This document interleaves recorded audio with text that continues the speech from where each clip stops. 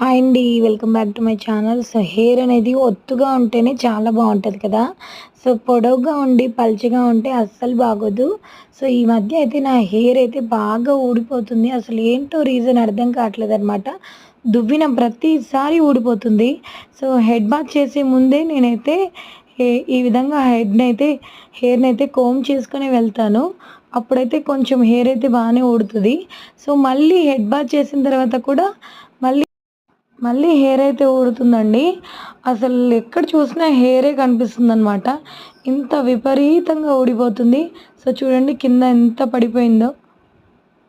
So దువ్విన ప్రతిసారి ఈ విధంగానే వచ్చేస్తుందనమాట. అసలు రీజన్ ఏంటో కూడా అర్థం కావట్లేదు. ఫుడ్ కూడా బాగానే తింటున్నాను కానీ సో అయితే ఊడిపోతుంది. సో చూడండి ఎంత సన్నగా అయిపోయిందో. సో మీకు రీజన్ తెలిస్తే కామెంట్ చేసి చెప్పండి.